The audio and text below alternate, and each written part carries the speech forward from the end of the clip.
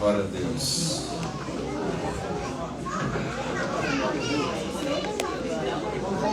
Abra sua Bíblia no Evangelho de Lucas, capítulo 14, verso 12.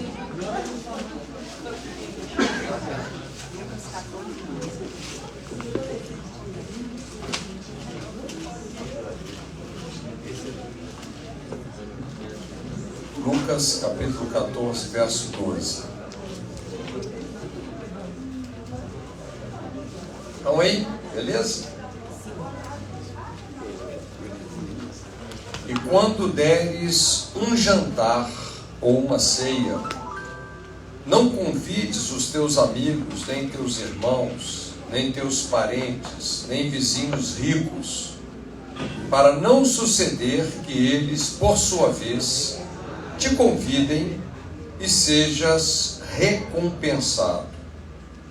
Antes, ao dares um banquete, convida os pobres, os aleijados, os coxos e os cegos, e serás bem-aventurado pelo fato de não terem eles com que recompensar-te. A tua recompensa, porém, tu a receberás da ressurreição dos justos. Ouvindo isto, um dos que estavam com ele à mesa disse-lhe: bem-aventurado o que comer pão no reino de Deus. Porém, ele lhe disse: um certo homem, um homem qualquer, fez uma grande ceia e convidou a muitos. E à hora da ceia, mandou o seu servo dizer aos convidados: vinde, que já tudo está preparado. E todos a uma começaram a excusar-se. Disse-lhe o primeiro: comprei um campo, importa ir vê-lo, rogo-te que me hajas por excusado. O outro disse: comprei 5 juntas de boi, vou experimentá-los, rogo-te que me hajas por excusado. Outro disse: casei, e portanto não posso ir. E voltando aquele servo, anunciou essas coisas ao seu senhor. Então o pai de família, indignado, disse ao seu servo: saí depressa pelas ruas e bairros da cidade e traz aqui os pobres, os aleijados, os mancos e cegos. E disse o servo: Senhor, está feito como mandaste, e ainda há lugar. E disse o Senhor ao servo: saí pelos caminhos e valados, força-os a entrar, para que a minha casa se encha, porque eu vos digo que nenhum daqueles homens que foram convidados provará a minha ceia. Glória a Deus. Eu tenho sido muito despertado para estudar sobre o Evangelho. O Evangelho é extremamente simples, mas ele carrega uma profundidade e um poder maravilhoso. E é incrível a gente enxergar como que Jesus anunciou o Evangelho. Nós sabemos que Jesus viveu um tempo extremamente chave, um tempo onde estava havendo uma transição de alianças. Talvez um dos versos mais importantes que estão dentro dos Evangelhos, Lucas capítulo 16, verso 16, que a lei e os profetas vigoraram até João Batista. Mas a partir de João, o Evangelho do Reino começou a ser anunciado. Então, houve uma mudança clara na mensagem. E era exatamente essa mensagem que Jesus estava, então, agora pregando. Na verdade, ele estava preparando, aquela geração para receberem uma nova aliança. Naturalmente, a nova aliança não começou no capítulo 1 dos Evangelhos, quando Jesus nasceu, porque uma aliança ela só é ratificada com derramamento de sangue. Então, na verdade, a nova aliança ela foi inaugurada quando? Quando Jesus morreu pelos nossos pecados, segundo as Escrituras, foi sepultado, e ao terceiro dia ele ressuscitou dos mortos, segundo as Escrituras, e nos abriu um novo e vivo caminho ao Pai pelo seu sangue. Então Jesus estava trabalhando nessa mudança de mentalidade. E uma coisa que me chama a atenção foram exatamente esses desafios, né, que estavam diante do Senhor, e a sabedoria que lhe foi dada para anunciar então não só um tempo novo, mas uma mensagem nova que estava chegando através da própria vida de Jesus. Nós sabemos que Jesus, ele em pessoa é o Evangelho, né? Ele é as boas notícias, apesar que muitas pessoas não viam dessa forma. É interessante, quando ele começa a contar essa parábola, ele fala sobre um certo homem, um homem qualquer. Era dessa forma que os religiosos olhavam para Jesus, como uma pessoa qualquer, mas ele não era uma pessoa qualquer, né? Interessante, porque depois Jesus se refere a esse homem como um pai de família. E é exatamente esse era a intenção de Jesus, né? De revelar a Deus como um pai. Talvez um dos versos mais esclarecedores para nós entendermos essa transição, né, de alianças é Hebreus capítulo 1, nos primeiros versos. A Bíblia diz que antigamente Deus falou aos pais através dos profetas, mas nos últimos dias ele nos falou através de um filho. É interessante que na nova aliança não só a mensagem mudou, mas o canal pela qual a mensagem veio também era outro. Não é verdade? Então, por que é que Deus nos últimos dias nos falou por um filho? Fica evidente, ele queria se revelar como um pai. Na verdade, toda a revelação de Deus na antiga aliança, ela estaria incompleta se Jesus não viesse. Ela absolutamente não estaria errada, mas estaria incompleta. Por quê? Porque a essência da antiga aliança apontava para onde? Era sombra das coisas que iriam se cumprir no Filho, em Jesus. Então, a única forma de vermos a Deus na revelação plena de quem Ele é através de Jesus. Por isso que Paulo não mediu palavras. Ele diz que Jesus é a expressão exata do Deus invisível. Se você quer entender o coração de Deus, o caráter de Deus, a natureza de Deus, a vontade de Deus, olha para Jesus. Né? Mas ele estava então aqui anunciando essa mensagem, o Evangelho do Reino. Não é? E nós então percebemos aqui os desafios que haviam. Deixa eu conceituar uma coisa interessante, porque isso nos ajuda a entender as parábolas. Você sabe o que é uma palavra de conhecimento? Vocês sabem sobre os dons espirituais, né? Existem vários dons espirituais que são mencionados nas Escrituras. Um deles é palavra de conhecimento, como também tem a palavra de sabedoria. Mas o que é uma palavra de conhecimento? É um conhecimento dado por Deus, que revela um certo momento, que revela uma dada circunstância e que também revela o coração das pessoas ali envolvidas. Fala sobre o agora. Isso é uma palavra de conhecimento.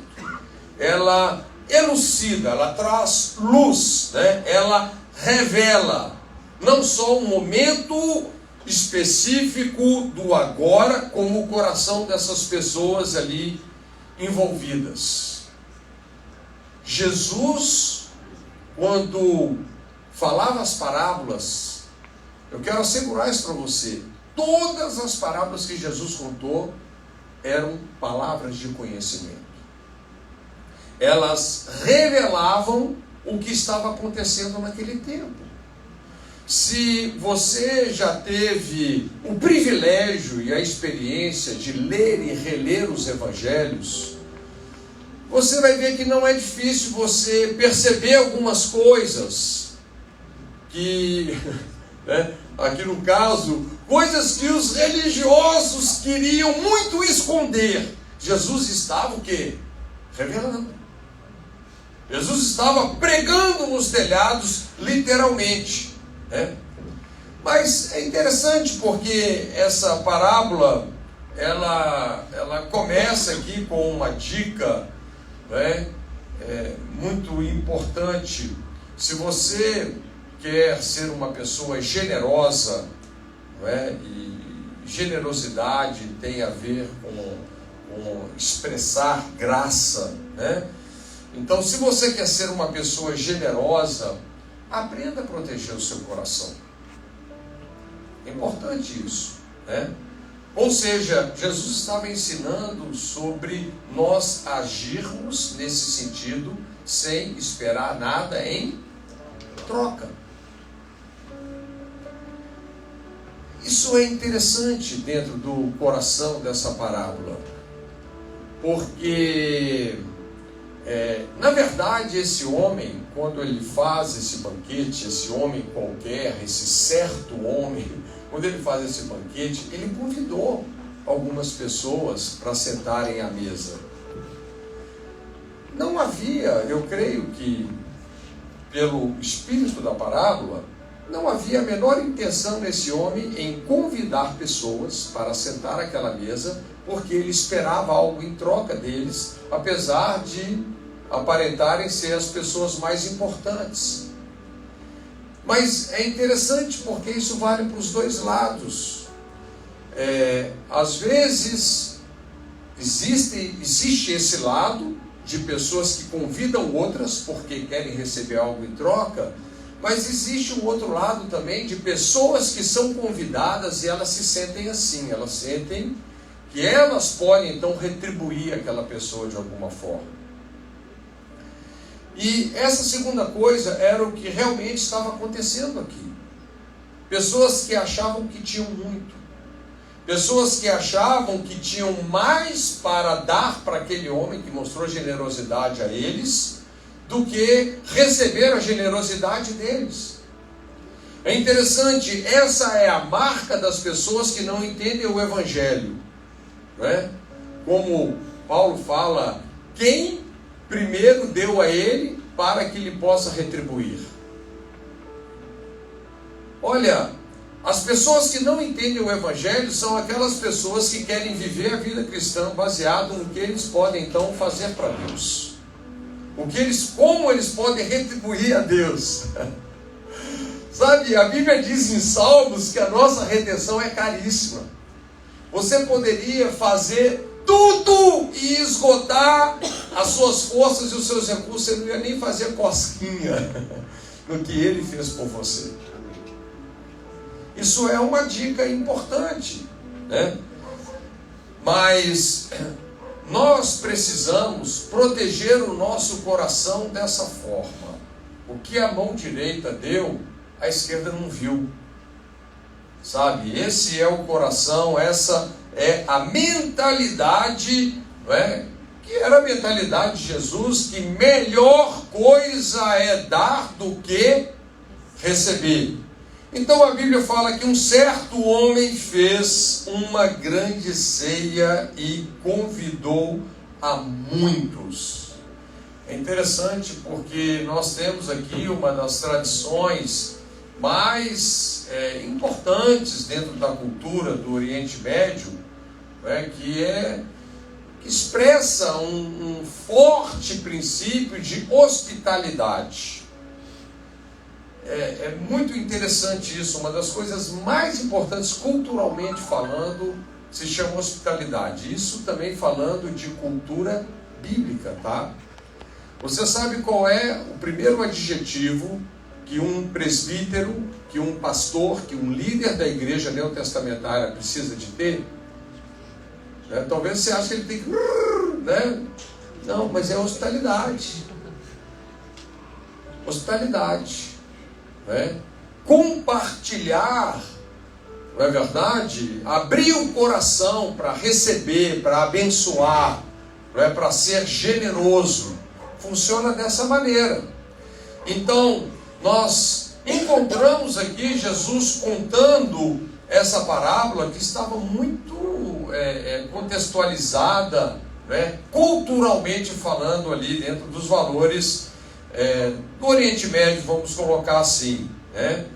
Agora, quando uma pessoa fazia um banquete desse tipo, e a gente vê, dá até para pensar assim, puxa vida, que certo homem é esse que tinha o potencial de chamar tanta gente, né? Porque na hora que a gente vai vendo por onde a parábola vai se estendendo, né? Era alguém muito rico e muito generoso. Mas, termos práticos, se uma pessoa vai organizar um banquete, se uma pessoa vai organizar um almoço, vai organizar um jantar, vai organizar um grande banquete, claro, isso demanda um protocolo, isso demanda uma logística, né? Ninguém vai fazer isso sem uma lista de convidados. E aqui, então, foi isso que aconteceu. Ele recebeu a turma lá na casa dele, né? E eles, naturalmente, era uma casa muito bonita, eles estavam lá numa antessala, aguardando a mesa ser posta, e quando a mesa foi colocada, o servo daquele homem, daquele certo homem, vai chamar a galera toda lá para desfrutar, né, daquele banquete, e aqueles homens que foram convidados, um por um, começam a se escusar, a dar as desculpas mais esfarrapadas possíveis. Uma coisa que realmente não cabia, né? Coisas que a gente para pensar aqui dentro do contexto da parábola. Se um fala que não dava, que ele teve uma situação, tudo bem.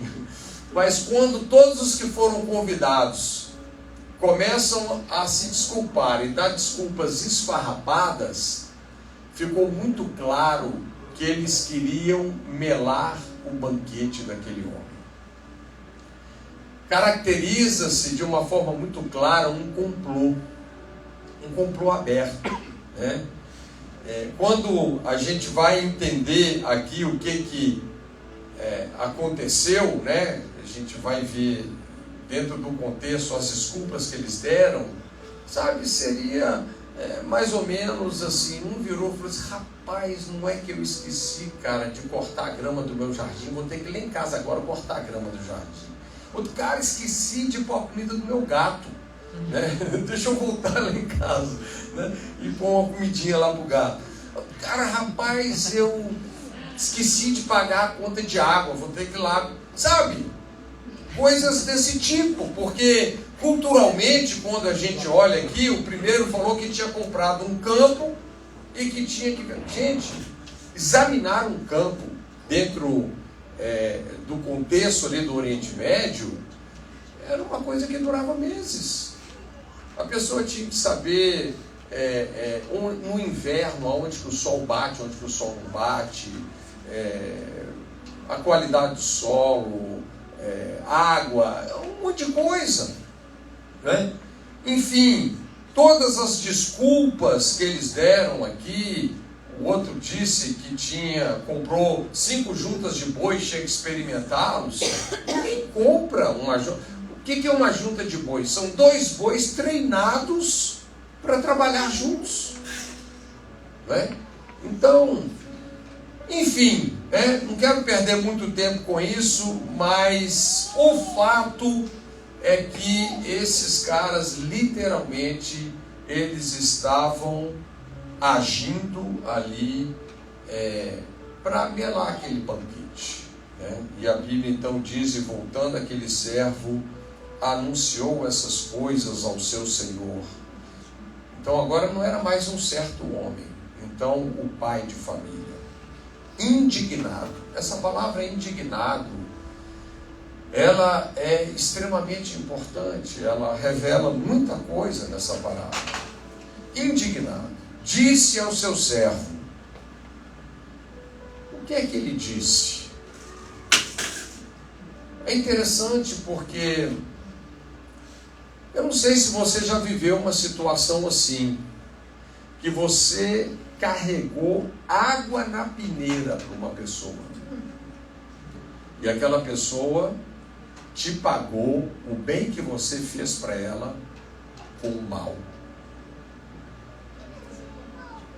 Isso assim, de certa maneira, vamos colocar assim, nos dá o direito de ficar irritado, de ficar irado, de ficar indignado. Nos dá o direito, vamos dizer assim, de retalhar aquela situação. Afinal de contas, que absurdo!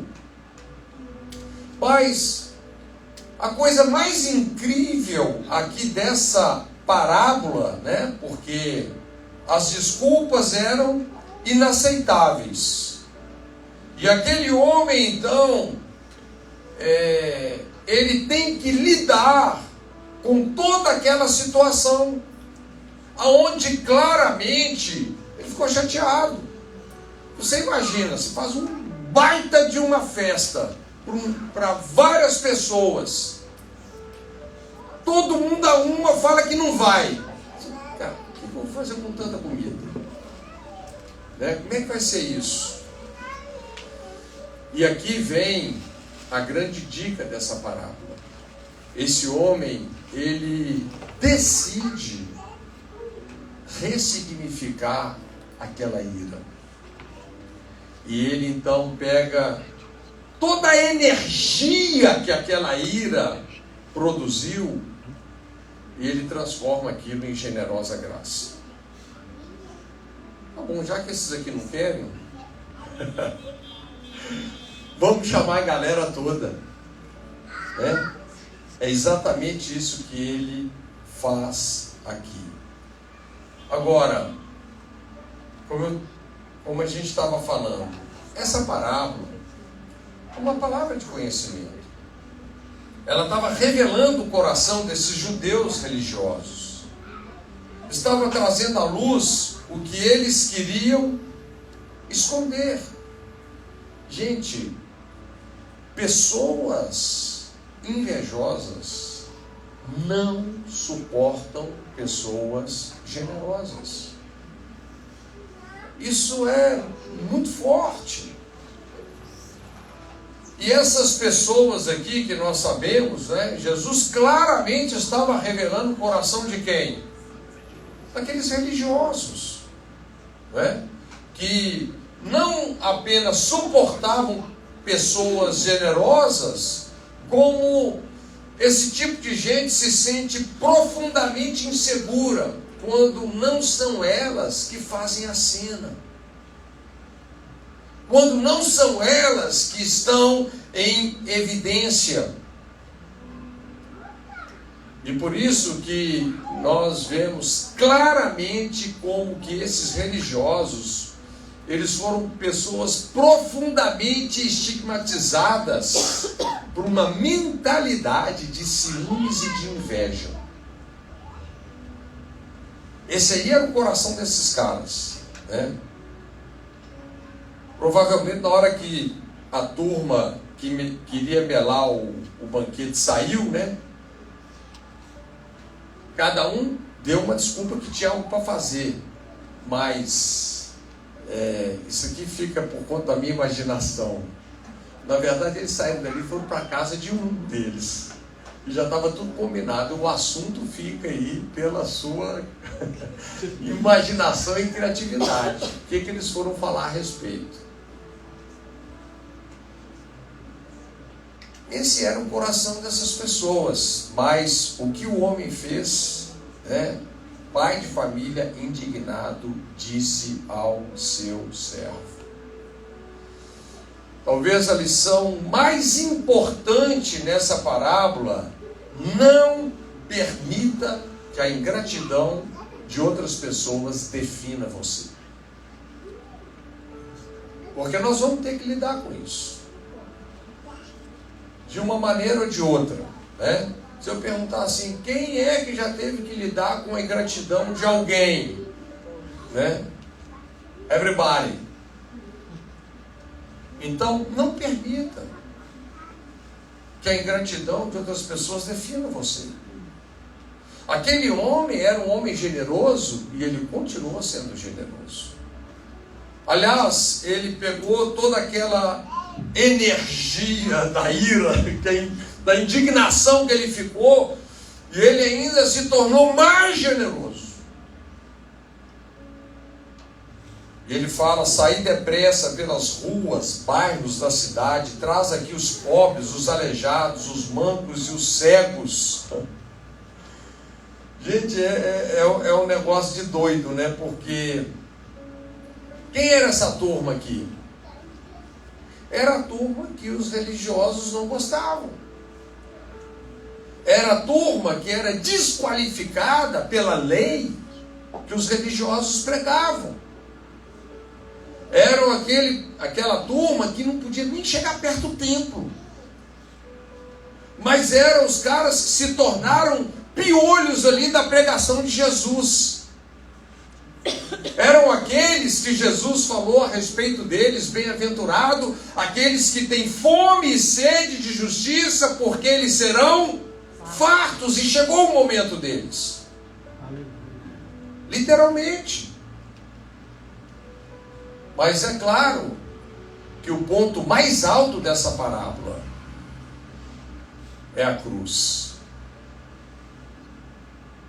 Porque Jesus veio para revelar o Evangelho.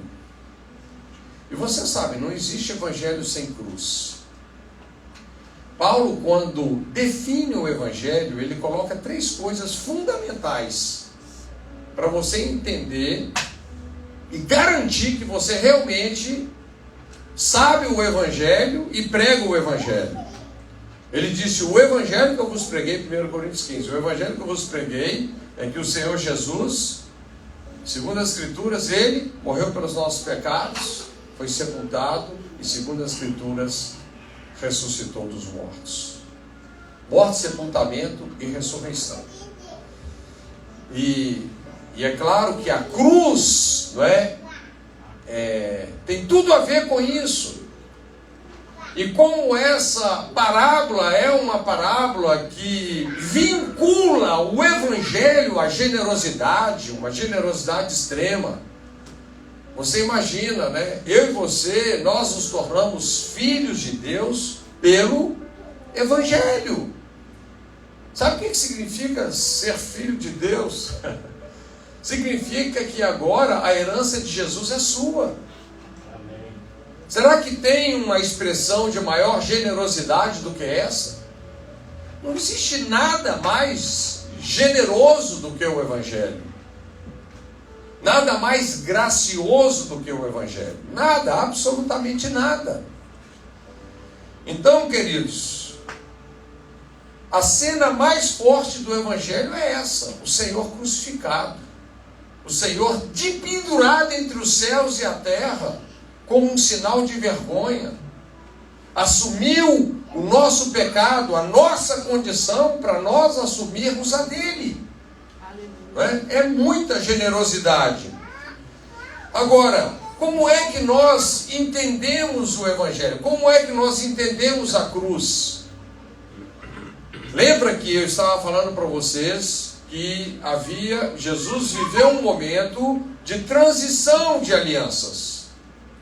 Você sabe que Jesus, ele nem podia ser um sacerdote no modelo daqueles que eram da antiga aliança. Ele não podia.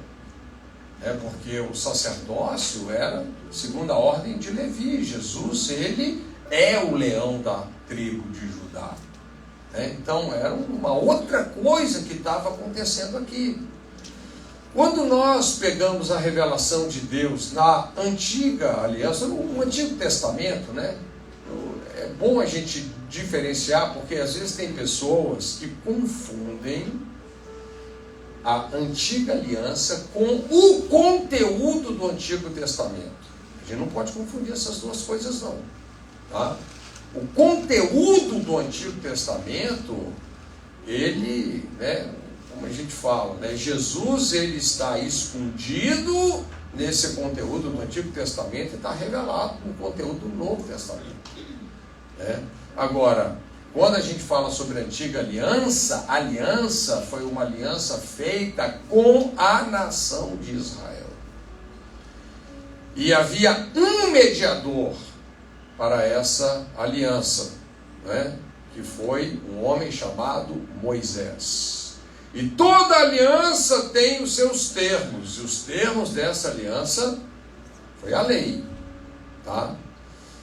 Então, falando de antiga aliança e nova, não é muito aprofundar aqui o meu objetivo, mas se você for para Hebreus capítulo 8, você vai perceber como que isso se tornou completamente antiquado. Completamente antiquado, né? E é por isso que foi necessário, então, que uma nova aliança. Mas falando do conteúdo do Antigo Testamento, qual era a revelação principal de Deus? Quem arrisca? Qual era a cara da revelação de Deus? Eu diria que Deus é um Deus santo. Aliás, Isaías diz que ele é 3 vezes santo, né? Santo, santo, santo é o Senhor dos exércitos.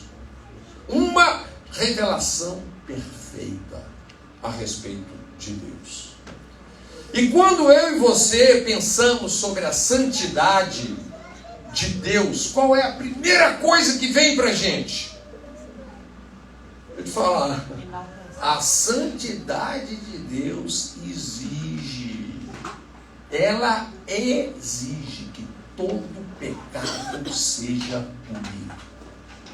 E ponto final. Deus não suporta o pecado. Não suporta. Agora, é interessante, quando nós vamos para a nova aliança, né? Você sabe que tinha um dos 12, era só um menino, João. Os estudiosos, a Bíblia fala que ele tinha 16 anos de idade, aquele que reclinava a cabeça no peito de Jesus, né? Aquele cara que era uma esponja para receber o amor de Jesus. João faz uma das declarações mais poderosas na sua carta. E ele fala que Deus é amor. Como o pastor David Robson diz, né? Deus não tem amor, ele é a sua essência, é a sua natureza. Então, o que nós podemos concluir? A santidade de Deus, ela sempre exigiu que todo pecado fosse punido.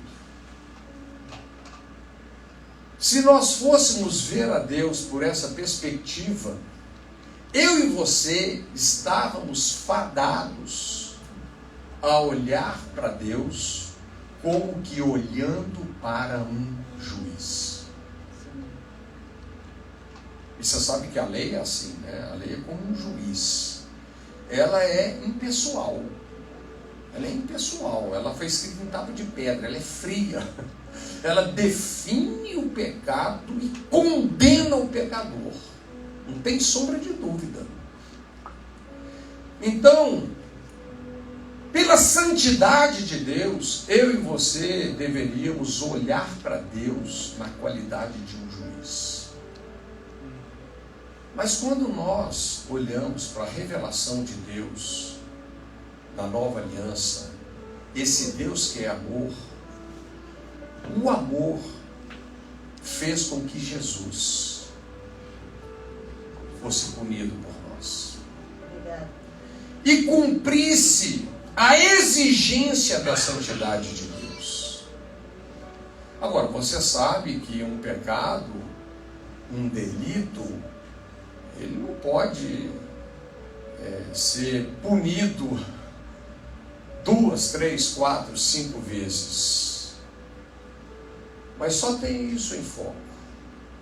Quando nós falamos da revelação de Deus, por isso que eu disse que muitas vezes, se nós focamos apenas no conteúdo do Velho Testamento, nós podemos tirar conclusões até distorcidas, porque às vezes elas são incompletas. Pela perspectiva da antiga aliança, a maioria das pessoas enxergam até aí. Todo pecado tem que ser punido. Mas pela perspectiva da nova aliança, Deus nos amou de tal maneira que deu seu Filho. Aleluia. O amor de Deus levou Jesus para a cruz. Ele tinha que ir para lá? Não, ele foi punido por mim e por você. E a justiça de Deus, ela foi então plenamente satisfeita. Será que existe maior generosidade do que essa? E é interessante porque aqui nós começamos então a ter uma visão mais larga, mais abrangente, mais perfeita de Deus. Uma revelação que só o Filho nos permite ver. Então, a partir daí, como a gente estava falando, vem o vinde a mim. Jesus agora, então, faz referência a aquela população comum daqueles dias, Como eu disse, essa parábola é uma palavra de conhecimento que estava revelando uma circunstância e as pessoas envolvidas. Quem eram as pessoas envolvidas? Os religiosos, os escribas e os fariseus, aqueles que escreviam a lei, e os fariseus, mas também uma população comum, discriminada, Aqueles que eram indignos. Provavelmente, quando a gente olha lá, João, Evangelho de João, capítulo 5, aqueles que não tinham acesso ao templo, onde que eles ficavam? Num lugar chamado Tanque de Betesda. Sabe o Tanque de Betesda? Naquela época ficava numa porta chamada a Porta das Ovelhas, por onde entrava o sacrifício. E ali tinha um controle de qualidade. A lei é rigorosíssima sobre qual sacrifício podia chegar lá, no Santo dos Santos, ou no altar do holocausto. O animal não podia ter nenhum tipo de defeito, nem o sacerdote podia ter defeitos. Se o cara fosse careca, não podia ser sacerdote. Pode ler lá. Aí a gente chega, João capítulo 5, está aquele monte de aleijado, aquela confusão, os barrados no baile, Ali era um controle de qualidade. Era onde entrava, era um controle de qualidade. Aquele monte de gente defeituosa, que os religiosos passavam e olhavam de cima para baixo para elas. Os imperfeitos, os impuros diante da lei, mas que agora Jesus estava falando que eles seriam os convidados para o banquete. Isso aí é o Evangelho, queridos. Sabe por quê? O Evangelho não permite ninguém olhar de cima para baixo para ninguém. O Evangelho não é uma mensagem moralista. Vou repetir, porque tem gente que não entende isso. O Evangelho não carrega uma mensagem moralista, nem carrega uma mensagem relativista, como que se eu e você pudéssemos viver de qualquer jeito ou do nosso jeito. O Evangelho carrega uma mensagem que não nasceu no coração de homem nenhum. Nasceu no coração de um Deus que nos amou de tal maneira que nos falou e nos deu o seu Filho, para que eu e você fôssemos devolvidos para Ele no seu plano original. Isso é o Evangelho, na essência, no poder dele, né? Então, veio aqui o primeiro vinde a mim, aqueles que Jesus convidou, né? Vinde a mim, todos vós que estáis cansados e sobrecarregados, eu vos aliviarei. Mas o que aconteceu? Chamou aquela galera, aí, próximo ponto que na palavra, disse o servo: Senhor, feito está como mandaste, e ainda há lugar. Ainda há lugar. E aquele servo, ele estava energizado dentro daquele processo tremendo. A casa se enchendo.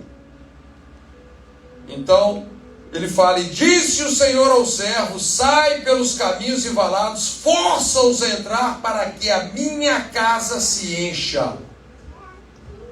Agora, a orientação aqui é que o servo deveria extrapolar os rejeitados da vila. Ele deveria ir o quão longe fosse possível. Caminhos, becos, valados, até que bateram lá na porta da sua casa. Porque esse terceiro round aqui, a Bíblia está falando das nações. A Bíblia está falando dos gentios.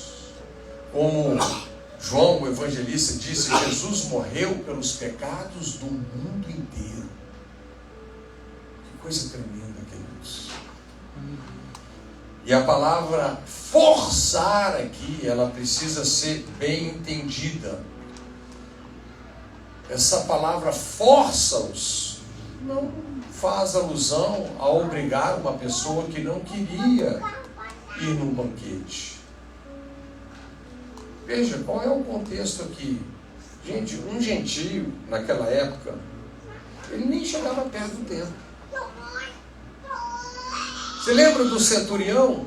Falou assim: Jesus nem chega perto da minha casa, porque... Qual que é a ideia que se passa? Eram pessoas tão rejeitadas por esses religiosos, estavam tão à margem, que eles precisariam serem convencidos que de fato estavam sendo convidados. E se eles estivessem esmagados por uma baixa autoestima, eu falei: então pega esse pessoal e arrasta ele para minha casa, porque eu quero que eles conheçam a minha generosidade. Eu quero que eles desfrutem do meu banquete. No fundo, queridos, a graça, ela é tão maravilhosa que ela parece inacreditável. Parece que nem é verdade. De tão boa que ela é. Né? Você já falou: rapaz, esse negócio é bom demais para parecer verdade. Essa é a graça. Mas quando você enxerga a graça, a fé explode dentro de você. Você sabe que hoje a maioria das pessoas... Você já viu pessoas que não conseguem crer? Porque elas são daquele tipo. Elas acham que elas têm condição de retribuir o que Deus fez por elas. Elas vivem a vida cristã fundamentadas no que elas podem fazer para Deus, não no que Deus fez por elas. Elas se esvaziam da graça. E se você não enxerga a graça, você não consegue crer. Esse é o princípio da salvação. Nós somos salvos pela graça mediante a fé. Como que a fé vem? Quando você vê a graça. A fé explode dentro de você. Por quê? Porque graça e fé está relacionado com um princípio chamado gratidão. Quando uma pessoa entende a generosidade de Deus, por isso que já se fala há muito tempo, né, que a gratidão é a semente do milagre.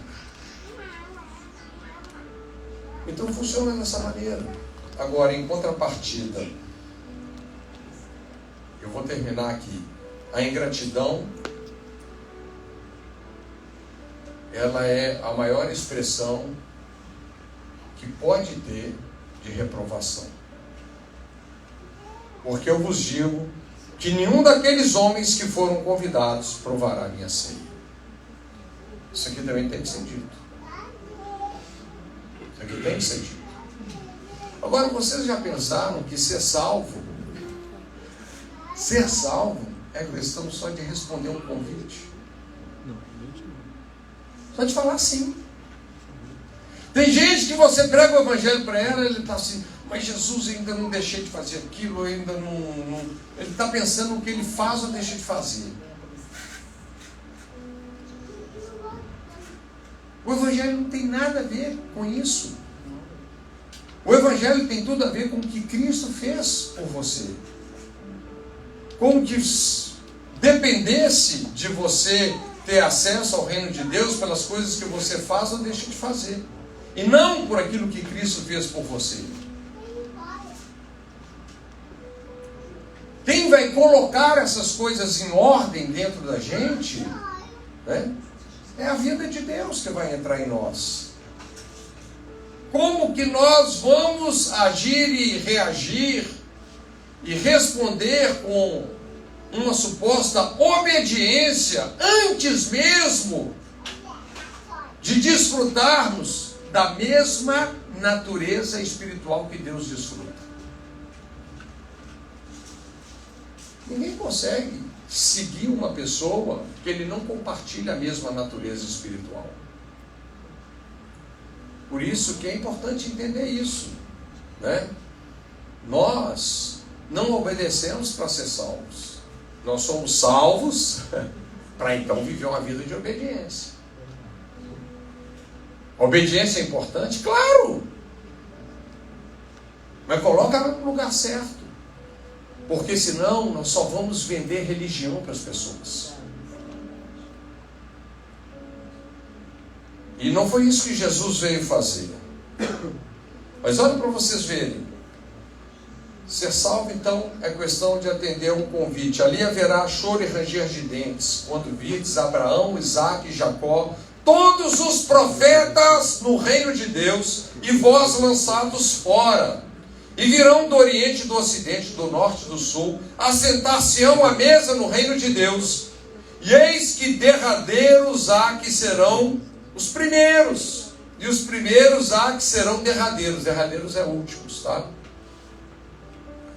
Então Jesus está prevendo que haverão muitas surpresas nesse grande dia. No dia desse grande banquete, né? Muitas surpresas. E queridos, se alguém foi reprovado para estar ali, foi por causa da própria ingratidão. Pessoas que, aqui na parábola, né, foram endurecidas pela religiosidade, se tornaram pessoas amargas, pessoas invejosas, né? Pessoas enciumadas. E a Bíblia diz que não existe nada mais cruel e implacável no coração de um ser humano do que a inveja. A Bíblia diz que a inveja é dura como uma sepultura. É um negócio terrível. A inveja no coração humano é a maior evidência de uma pessoa reprovada. Eu vou ler um último texto, Mateus 27, verso 11. Vamos passar da parábola para a história. Jesus estava em pé ante o governador, e este o interrogou, dizendo: És tu o rei dos judeus? Respondeu-lhe Jesus: Tu dizes. E sendo acusado pelos principais sacerdotes e pelos anciãos. Quem eram as pessoas que estavam acusando Jesus? Eram os primeiros da lista. Os primeiros que foram convidados. Eram eles que estavam acusando. Sendo acusado pelos principais sacerdotes e pelos anciãos, nada respondeu. Um pouco mais para frente. Estando, pois, o povo reunido, perguntou-lhes quem? Pilatos. A quem quereis que eu vos solte? A Barrabás ou a Jesus chamado Cristo? Porque sabia que... O que é que Pilatos sabia? Que por inveja o tinham entregado. Um pouquinho mais para frente, mas os principais sacerdotes e anciãos persuadiram o povo a que pedisse Barrabás e fizesse morrer a Jesus. Então, só para a gente fechar aqui esse tema, né? Quem eram os principais sacerdotes, os anciãos? Eram aqueles que Jesus deu preferência na lista de convidados, aqueles que queriam melar o seu banquete, né? Agora, muitas pessoas olham para esses homens que eram líderes desse calibre e pensam que eles eram assim homens ímpios, pessoas que viviam um baixo padrão de moralidade, viviam a vida avacalhada. Não. É como se fossem os pastores da cidade. Eram homens que agregavam um alto padrão de moralidade. Mas qual foi o problema deles? O coração deles foi capturado pela inveja, pelos ciúmes. E Pilatos era um homem muito experiente, ele era um governador. A coisa que mais ressaltou para Pilatos, na hora que Pilatos bateu o olho, ele cheirou assim, isso cheira a inveja. Você sabe que Pilatos tinha sido exortado até pela esposa dele. Ela falou para Pilatos, não mexe com esse homem não, que eu tive um sonho com ele, esse cara é limpo. Mas Pilatos era político demais para ouvir a mulher dele. Mas ele claramente percebeu que aqueles homens estavam sendo movidos por inveja e por ciúmes.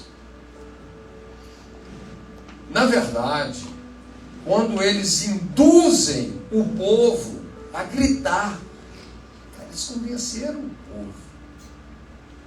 Solta o Barrabás e mata Jesus. Você sabe como que um religioso desse via Barrabás?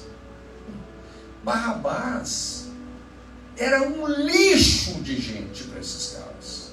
Era um lixo do lixo do lixo. Barrabás era um assaltante, homicida. Era uma escória. Mas atenta para isso. Ciúmes é uma coisa tão cruel, tão implacável,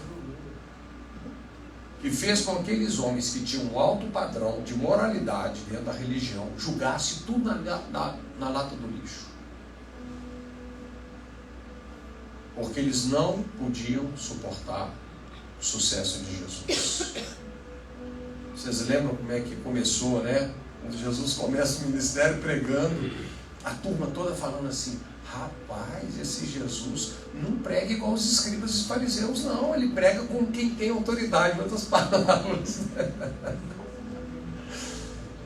Os caras foram se tornando uma inveja crescente que gerou morte. Sabe como que Jesus conceituou a inveja? Os evangelhos odiaram-me sem motivo. Qual o motivo que eu dei para vocês? Odiaram-me sem causa. Os ciúmes é o ódio sem motivo. Pessoas que odeiam sem ter nenhuma razão. Pessoas que pagam o bem que receberam com o mal.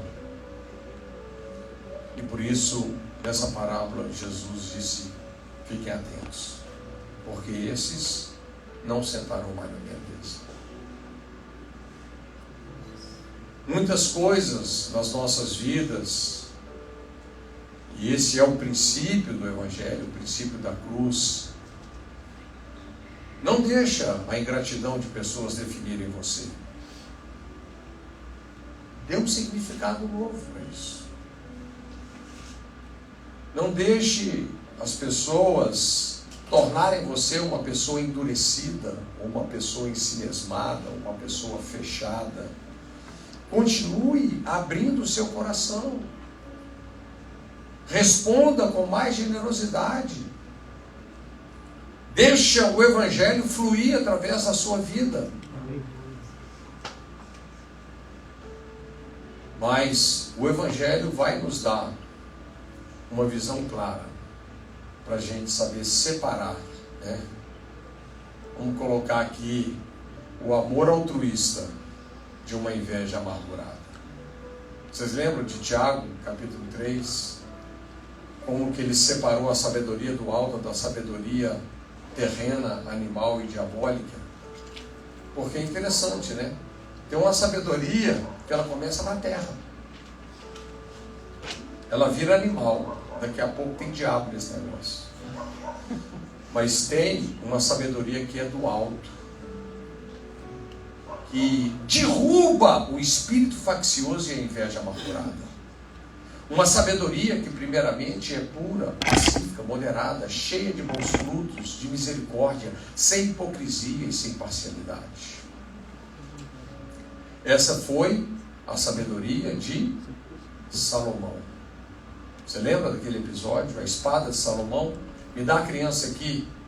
A mãe dorme em cima do filho, mata o filho dela, pega o da outra e põe um morto para ela. Vamos saber quem é a verdadeira mãe. Vamos saber quem tem o amor altruísta. Me dá a criança aqui, eu vou passar a espada e cortar no meio. A verdadeira mãe diz, não, pode ficar com ela. E o sábio rei disse, essa é a mãe. E eu estou aqui para te dizer, esse é o Evangelho. Amém. Aleluia. Aleluia. Esse é o Evangelho.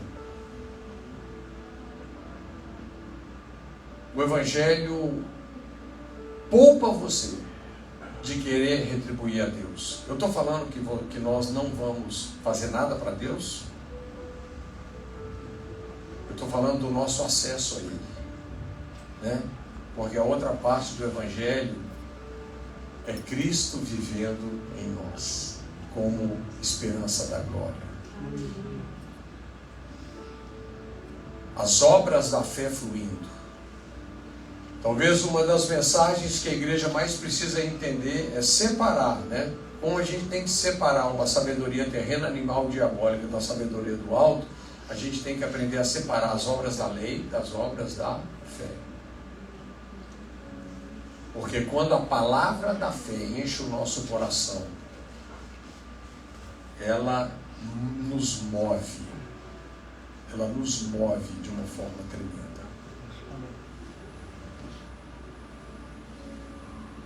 Não é uma questão da gente querer, né, fazer algo, Deus, por favor, me aceita. Não. Essa oferta foi validada por um só, o Senhor Jesus. Amém? Glória a Deus. Fica de pé no seu lugar e nós vamos celebrar esse Evangelho. Vamos distribuir aí os elementos. Você que nos segue aí na sua casa, quero convidar você também. Pega o seu cálice, um copinho aí com o seu suco de uva, um pedacinho de pão. E em memória de Jesus, você que recebeu o convite, você que olhou para o Evangelho na perspectiva da generosidade desse Deus que é um pai de família tremendo. Nós vamos ensaiar aqui, né? Porque em breve nós vamos estar naquela mesona lá com Abraão, Isaac, Jacó, os patriarcas, os apóstolos.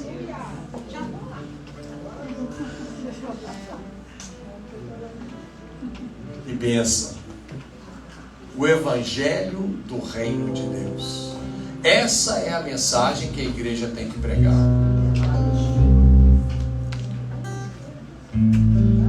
A Bíblia, com todo o valor, né, que a lei e os profetas têm, porque elas foram a fundamentação para que o Evangelho viesse.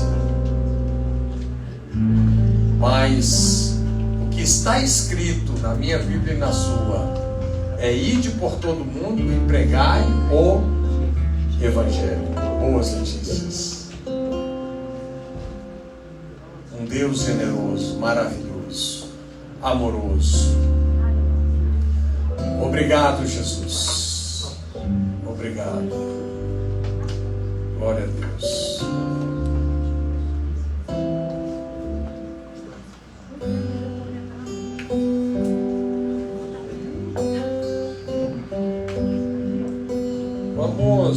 Vamos já ceiar e a gente louva.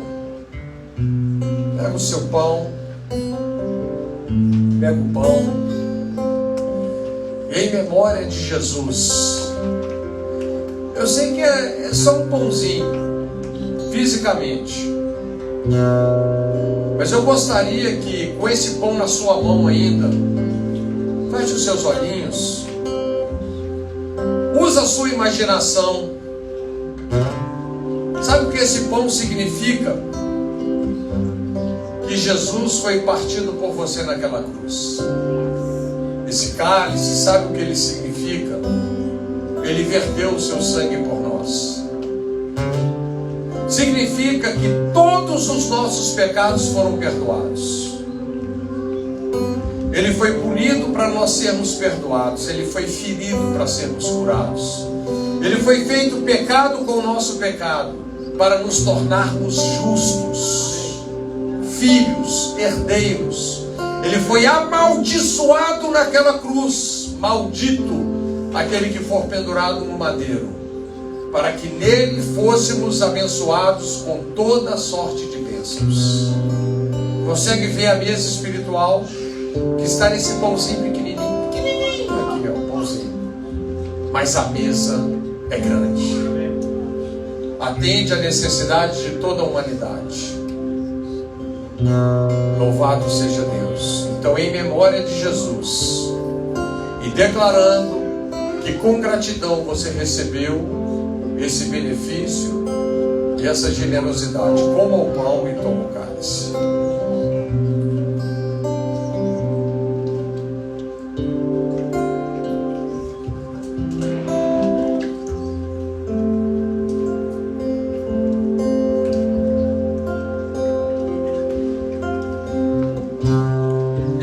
Santo tirar toda a condenação da sua vida.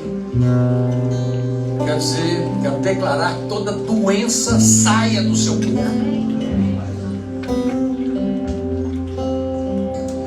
Todo levante do diabo contra a sua vida agora seja desbaratado, caia por terra. Se por um caminho o diabo veio contra a sua vida, por 7 ele vai fugir, levando a miséria embora, porque você é filho, herdeiro, próspero, suprido, abençoado, curado, perdoado, cheio do Espírito Santo. E é isso que nós celebramos. A justiça do nosso Deus, uma justiça que é mediante a fé. Não é por aquilo que você faz, é por aquilo que Ele fez por você. A sua fé em Jesus. Nada mais. Se você colocar no seu acesso a Deus qualquer outra coisa que não seja a sua fé em Jesus, você só estará lidando com a sua religião. E eu vou te dizer, você vai se desgastar e vai se decepcionar. mas Jesus é o cara. Amém? Vamos adorar Ele e vamos celebrar Ele. Louvado seja Deus. Eu não mereço tua misericórdia, mas tu vieste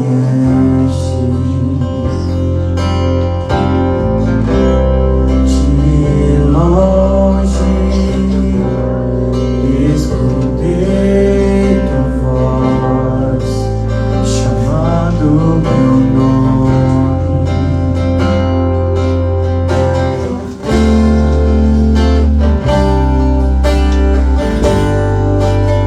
Deixou tudo que eu tinha para perdoar o mundo pecador.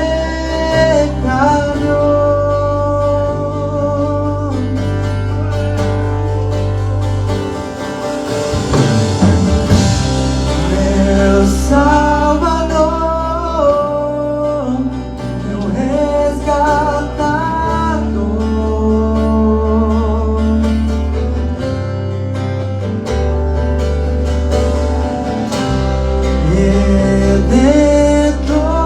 Redentor, livraste a mim, meu Salvador,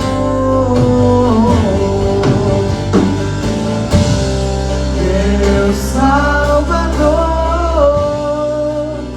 meu resgatador,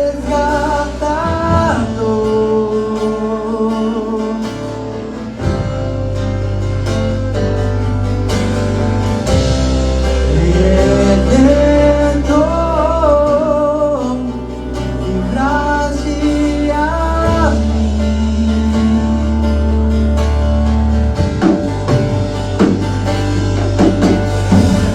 Eu não mereço tua misericórdia, mas tu vieste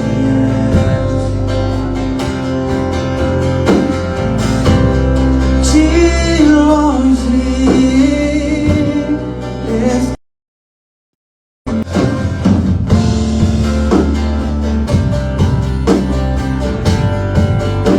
deixou tudo que eu tinha para perdoar o mundo pecador.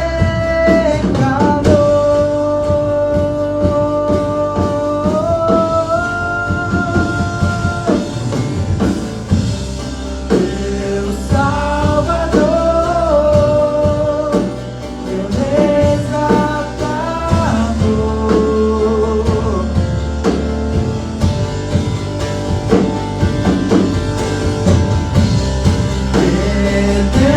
Redentor, livraste a mim, Salvador,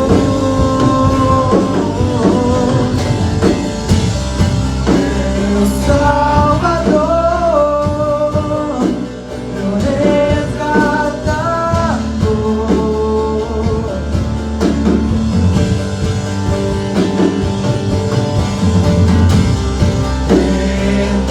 Redentor,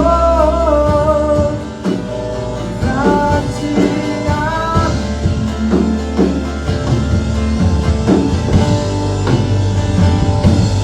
Aleluia! Nosso Redentor, nosso resgatador. Amém, querido? Estenda essa mão para frente, quero te abençoar. Que a graça do Senhor Jesus, o amor de Deus, o Pai, e a doce comunhão do Espírito seja com cada um. Que o Senhor te abençoe e te guarde. Que o Senhor faça resplandecer o seu rosto sobre ti e tenha misericórdia de ti. Que o Senhor sobre ti levante o seu rosto e te dê paz abundante. Amém? Toma posse da paz, não deixa nada roubar a sua paz. Tenha uma excelente semana, em nome de Jesus.